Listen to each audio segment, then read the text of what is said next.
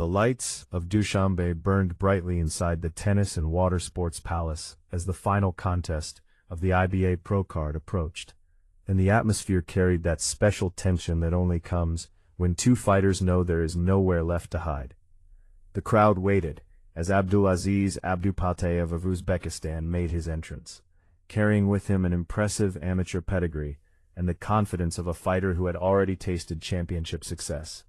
He was introduced as the 2022 Asian champion, and his professional record told its own story. 3 victories from 3 contests, every single one ending inside the distance.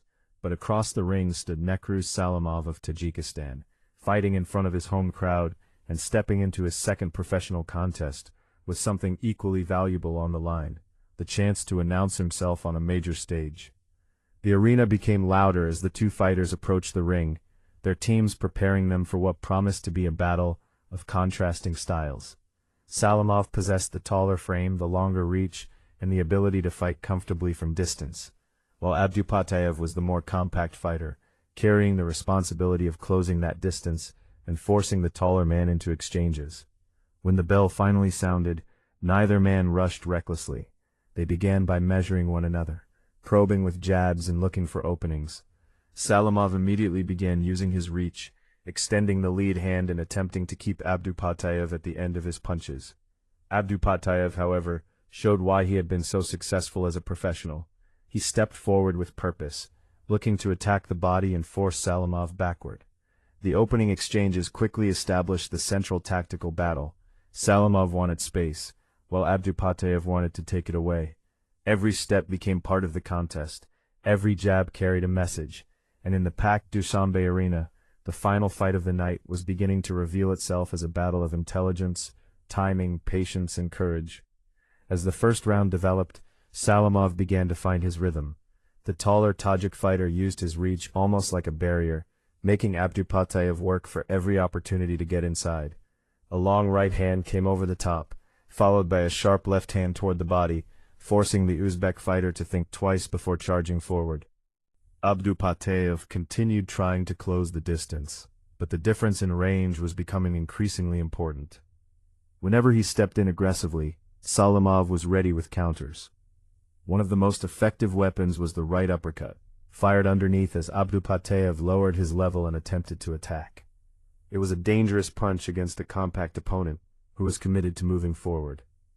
Salimov also demonstrated excellent timing with the overhand right, catching Abdupattaev as he entered and forcing his opponent to raise his gloves defensively.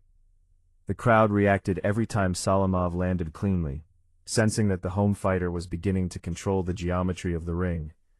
Yet Abdupattaev refused to disappear. He continued walking forward, searching for the body, and attempting to make the taller man uncomfortable at close quarters. There were moments when his pressure forced Salimov into exchanges, and those moments reminded everyone that the Uzbek fighter was unbeaten for a reason.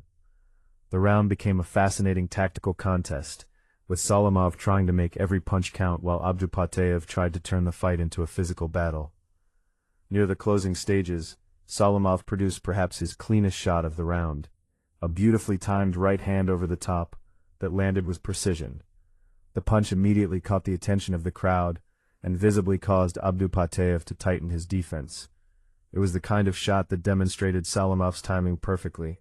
No wild movement, no wasted energy, just patience followed by an explosive release.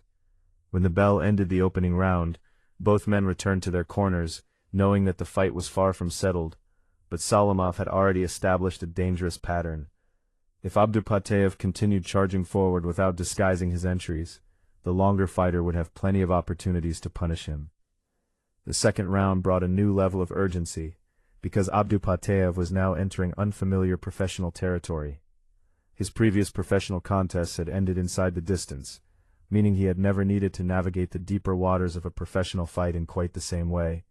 Salimov understood that, and began testing his opponent with a greater variety of punches. The lead left hand became a constant presence, sometimes used as a stiff jab, sometimes as a rangefinder, and sometimes as the beginning of a combination. Abdupattaev responded by trying to attack behind his own jab and digging toward the body. One of his better moments came when he managed to land a firm shot downstairs, attempting to slow Salimov's movement and prevent him from comfortably controlling the distance. But every time Abdupattaev appeared ready to build momentum, Salimov found another angle. He would lower his stance, change direction, and then fire the right uppercut or the overhand right. The fight became increasingly technical. Salimov was not simply running from his opponent, he was attempting to lure Abdupattaev into mistakes. At times he backed away just enough to make his opponent believe an opening existed, only to prepare a counterattack. Abdupattaev began adopting a wider stance, lowering his height and attempting to reduce the reach disadvantage.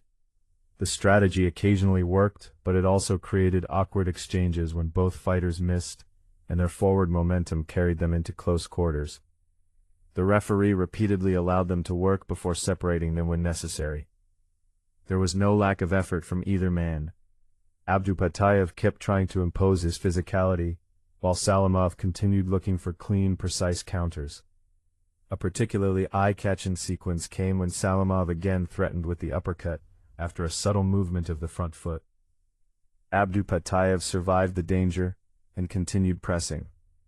As the round reached its conclusion, the contest remained competitive, but Salimov's ability to dictate distance was becoming one of the defining stories of the fight. The bell rang, both men returned to their corners, and the final rounds promised an even more difficult test of endurance and discipline. By the third round, the physical and tactical demands of the fight were beginning to show. Abdupattaev had made it clear that he would not surrender the center of the ring, but Salimov's reach continued to create problems. The Tajik fighter